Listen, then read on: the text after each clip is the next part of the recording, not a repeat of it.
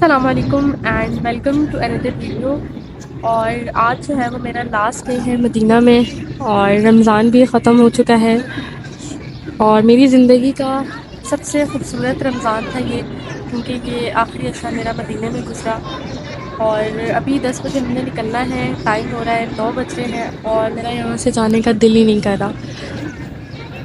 मेरा बचपन का ड्रीम था मक्का में और मदीना में आना, और अब जब मैं आई हूँ तो अभी तक मुझे यकीन नहीं आ रहा कि मैं यहाँ आ चुकी हूँ, उम्रा कर चुकी हूँ, यहाँ रह रही हूँ। सब कुछ एक ख्वाब की तरह लग रहा है। लेकिन आज जब जाने लगी हूँ तो मदीना की एक एक चीज़, हर चीज़ याद आ रही है और बिल्कुल दिल नहीं कर रहा ये जगह छोड़ने का। 1 घंटा है निकलने में और पैकिंग कर चुकी थी मैं, बस अभी बैठी हुई हूँ यहाँ पे और बिल्कुल बिल्कुल भी दिल नहीं कर रहा यहाँ से उठने का। और अजीब हो रहा है दिल कि मैं मतलब इस जगह को छोड़ना पड़ेगा। यहाँ पे जो सुकून है ना वो लफ्ज़ों में बयान ही नहीं हो सकता। 3-4 दिन हो गए हैं, मेरी तबीयत काफ़ी ज़्यादा ख़राब है, मगर फिर भी मतलब होटल में जाने का दिल नहीं करता। बस दिल करता है बंदा इन पे घूमता रहे मदीने की गलियों में, मस्जिद नबवी में, और मतलब एक अलग ही सुकून है इस जगह पर। और सबसे जो इमोशनल और सबसे मज़े का जो मोमेंट होता था वो होता था जब मैं रोज़ा रसूल के पास से गुजरती थी, क्योंकि हमारे गेट की जो एंट्रेंस थी वो बिल्कुल रोज़ा रसूल के सामने से थी। तो जब तक मैं मस्जिद के मतलब जहाँ पे हम नमाज़ पढ़ते हैं वहाँ तक नहीं पहुँचती थी, मैं रोज़ा रसूल को देखती रहती थी। तो वो सबसे खूबसूरत मोमेंट होता था मेरा, आते वक्त भी और जाते वक्त भी। तो खैर कुछ चीज़ें मैं आप लोगों को बताती हूँ जो मैं मदीना की सबसे ज़्यादा मिस करूँगी, और कुछ चीज़ें जो आपको यहाँ काम आ सकती हैं अगर आप मस्जिद नबवी आते हैं या मदीना आते हैं। और बाकी मेरी तरफ से आप सबको ईद मुबारक। सामने जो है ना वो गेट है जहाँ से मैं रोज़ एंटर होती थी, और ये सामने जो है वो रोज़ा रसूल है, और यहाँ से जो है वो आगे जाके मैं नमाज़ पढ़ती थी। तो जब तक मैं वहाँ तक नहीं जाती थी मैं बस ये देखते हुए दुरूद शरीफ पढ़ते हुए जाती थी, और अब सुबह से मैं ये चीज़ सबसे ज़्यादा मिस कर रही हूँ कि अब मैं रोज़ ये जगह नहीं देख सकूँगी। ये जगह सिर्फ देखने में ही इतना सुकून है, बेशक आप इबादत नहीं कर रहे, कुछ नहीं पढ़ रहे, सिर्फ ये देखते भी रहे ना तो एक अलग ही सुकून मिलता है। और बाकी इसके बाद जो मैं सबसे ज़्यादा मिस करूँगी वो है जमात के साथ नमाज़ पढ़ना, क्योंकि नॉर्मल रूटीन में जो है ना वो आपकी कोई ना कोई नमाज मिस हो जाती है या कज़ा हो जाती है, मगर यहाँ पे नमाज की इतनी फ़िक्र होती है कि नमाज मिस होना तो बहुत दूर की बात है, जमात भी मिस नहीं होती। तो ये चीज़ भी मैं सबसे ज़्यादा मिस करूँगी। बाकी ये जो है ना गेट नंबर 360 है, इसके सामने जो है ना वो ये जन्नतुल बकी का रास्ता जाता है, वहाँ से जो है वो लोग आते हैं। यहाँ से यहाँ पे जो है वो सिर्फ मेल्स अलाउड हैं। तो अगर आप लोगों ने जाना हो तो इसका टाइम है फजर और इशा के बाद। तो मेन जो है ना वो गेट से वहाँ पर से लाइन बनती है और यहाँ से जो है वो लोग ऊपर जाते हैं।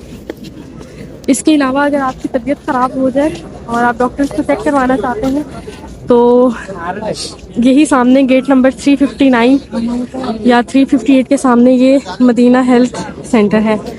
यहाँ पे जो है वो आप चेक करवा सकते हैं, मेडिसिन ले सकते हैं। इनके जो है वो फार्मेसीज़ हैं, यूनाइटेड है और नहदी है, तो वहाँ से जो है वो आपको फ्री मेडिसिन मिल जाती है। और जो वो हैं क्या कहते हैं फार्मेसीज़ हैं वो गेट नंबर 328 338 इनके आसपास हैं, वो आप किसी से भी पूछेंगे तो वो आपको बता देंगे। इसके बाद जो चीज़ मैं मिस करूँगी बहुत ज़्यादा, जो इरिटेट भी करती थी, वो थे ये बैनर्स।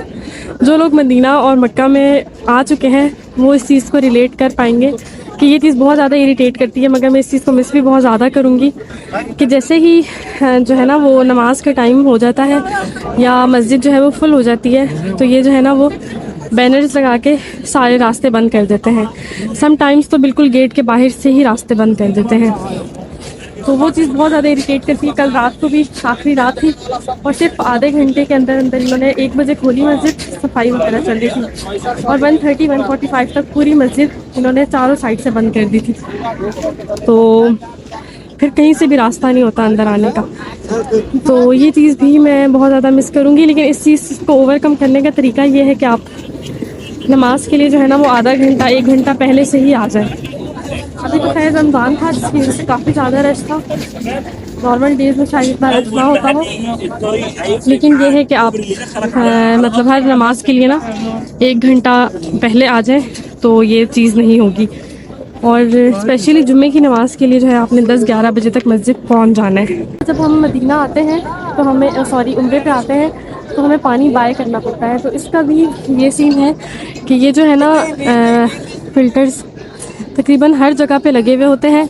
इसमें आबे ज़मज़म तो नहीं होता, मगर ये पानी जो है वो आप भर सकते हैं और पी सकते हैं। बाकी जो ज़मज़म है ना वो आपको मिल जाता है मस्जिद के अंदर, जो है ना कूलर्स पड़े हुए होते हैं वहाँ से। रमज़ान में तो सिर्फ फजर और असर के बाद मिलता था, मगर अभी नॉर्मल डेज़ में हर टाइम मिल जाएगा। इसके अलावा ये जो है ना वो गेट नंबर्स हैं 29 और 28 मस्जिद के, जहाँ पे मैं नमाज़ पढ़ती थी। और अगर अंदर जगह नहीं मिलती थी तो मैं यहाँ पे नमाज़ पढ़ती थी। अभी यहाँ पे मेल्स हैं, जब नमाज का टाइम होता है तब कोई भी नहीं होता, सिर्फ फीमेल्स की जगह है। तो मैंने एक चीज़ यहाँ पे नोट की है, वो ये है कि लोगों में पेशेंस बहुत कम है। जो है वो मतलब एक दूसरे को धक्के भी दे रहे होते हैं और बदतमीज़ी भी कर रहे होते हैं। टाइम शॉर्ट है तो मतलब काफ़ी चीज़ें इस तरह की जो है ना वो हो रही होती हैं। तो अगर आप इतनी खूबसूरत जगह पर आए हैं, अल्लाह ताला ने आपको बुलाया है, तो एटलीस्ट सब्र से काम लें और दूसरों का ख्याल रखें। जो चीज़ आपके नसीब में है, अभी बहुत दफ़ा ऐसा होता था यहाँ पे सबील लगती है तो लोग चीज़ें डिस्ट्रीब्यूट करते थे, तो औरतें जो है वो एक दूसरे से छीन रही होती थी और जो सबील दे रही होती थी उसके ऊपर जो है वो मतलब जो आपके नसीब में है वो आपको मिल जाएगा, आपको छीनने की ज़रूरत नहीं है। तो ये चीज़ जो है ना वो बहुत ज़रूरी है कि दूसरों का ख्याल रखा करें। इतनी खूबसूरत जगह है, सब्र से काम लिया करें। अच्छा, एक और चीज़ ये है कि जो फीमेल्स या मेल्स जो हैं वो नीचे बैठकर नमाज़ नहीं पढ़ सकते, उनके लिए ये जो है ना चेयर्स हर जगह लगी हुई होती हैं। ये देखें, ये सामने भी हैं, इसी तरह मस्जिद में भी होती हैं। तो आप इन चेयर्स पे भी जो है वो नमाज़ पढ़ सकते हैं। सबसे जो इम्पोर्टेंट चीज़ है ना वो ये है कि यहाँ पे आपकी आके आपकी तबीयत ख़राब हो, क्योंकि तरह तरह के लोग आए होते हैं और पब्लिक वॉशरूम्स यूज़ करने होते हैं। सबके साथ बैठ के नमाज़ पढ़नी है और इन्वायरमेंट भी चेंज होता है। तो फ्लू, बुखार, गला ख़राब, ये सब चीज़ें जो है ना वो नॉर्मल है कि हो जाती हैं। तो आपने इस चीज़ के लिए प्रिपेयर हो के आना है। और जिस भी सिटी या कंट्री से आप लोग आ रहे हैं, कोशिश करें वहीं की टैबलेट्स ले आएँ, क्योंकि मैंने यहाँ की टैबलेट लेके देखी है, मुझे मतलब इससे फ़र्क नहीं पड़ा। तो कोशिश करेंगे इस चीज़ के लिए रेडी होकर आएँ और अपने साथ जो है वो टैबलेट्स लेकर आएँ, क्योंकि ज़ाहिर है जब तबीयत ख़राब होगी तो हम सही तरह इबादत नहीं कर सकेंगे और कुछ ही दिन होते हैं तो वो जो है ना ज़ाया नहीं होने चाहिए। बाकी एक चीज़ मैंने यहाँ पे नोट की है कि तबीयत ख़राब हो भी ना तो अल्लाह ताला इतनी हिम्मत दे देते हैं कि नमाज़ें मिस नहीं होती, इबादत जो है वो मिस नहीं होती। लेकिन फिर भी इस चीज़ के लिए आप लोग प्रिपेयर हो कर आएँ कि तबीयत ख़राब होगी और उसके लिए जो है वो मेडिसिन लेकर आएँ। हाँ, एक और चीज़ बहुत इम्पॉर्टेंट है कि रियाजुल जन्नह में जाने के लिए जो है ना वो हमें परमिट चाहिए होता है, जो कि एक इनकी ऐप है नुसुक, वो आपने इंस्टॉल करनी है। उस पर अपना पासपोर्ट, वीज़ा नंबर, ये सब चीज़ें रजिस्टर करनी है और फिर आपको जो है वो वहाँ से परमिट मिलता है, जिसके थ्रू जो है वो आप रियाजुल जन्नह में जा सकते हैं। वैसे नॉर्मली जो है ना वो रोज़ा रसूल में डिफरेंट टाइमिंग्स हैं, वो टाइमिंग चेंज होती रहती है। जब आप आएँ तो इनसे पूछ सकते हैं या आपको बता देंगे। फीमेल्स के लिए अलग है, मेल्स के लिए अलग टाइम है। तो रोज़े रसूल पे जाने के लिए आपको परमिट नहीं चाहिए होता। जब हम अब आए थे तो फजर के बाद फ़ीमेल्स का टाइम था और उसका गेट नंबर जो है वो यहाँ से आगे है, गेट नंबर 21। वहाँ पे लाइन लगती थी और वो परमिट के बगैर ही रोज़ा रसूल लेके चले जाते थे। मगर रियाजुल जन्नह में जाने के लिए परमिट चाहिए होता है, जिसके लिए आपको नुसुक ऐप इंस्टॉल करनी पड़ेगी। और उसमें एक और चीज़ का ख्याल रखना है कि उसका ईमेल और पासवर्ड जो है वो आप ना भूलें, क्योंकि उसे रिकवर करना जो है थोड़ा सा मुश्किल हो जाता है। तो ये वो गेट्स हैं जहाँ से एंटर होके मैं नमाज़ पढ़ती थी 28, 29 और 30। तो माशाल्लाह ये गेट्स ही इतने खूबसूरत हैं कि दिल करता है बंदा, मदीने की हर चीज़ इतनी खूबसूरत है कि दिल करता है बस बंदा देखता रहे।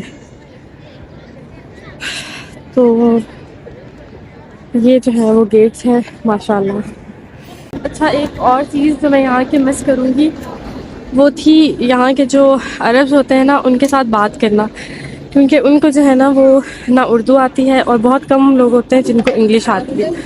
तो वो लोग बस अपना अरबी में लगे रहते थे, ना हमें उनकी समझ आ रही होती थी ना उनको हमारी।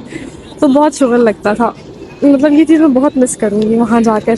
तो दुआ मैंने कर ली है, अब बस मैं मस्जिद से निकलने लगी हूँ क्योंकि सिर्फ 10 मिनट रह गए हैं जाने में। इस जगह पे आपको बहुत सुकून मिलेगा। तो कोशिश करना आपने भी कि जब आपको मस्जिद की नज़दीक आए तो थोड़ा जल्दी सुबह के टाइम आ जाए करिए, तब आपको मस्जिद के अंदर जगह मिल जाएगी।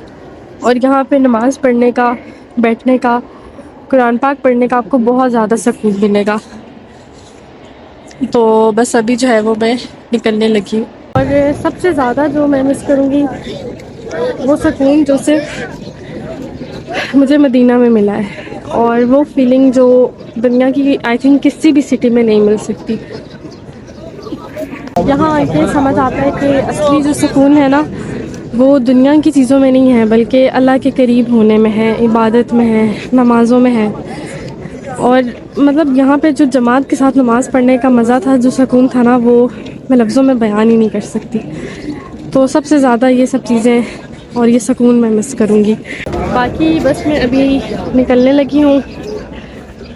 अल्लाह हाफ़िज़ मदीना, इंशाल्लाह बहुत जल्द मिलेंगे दोबारा।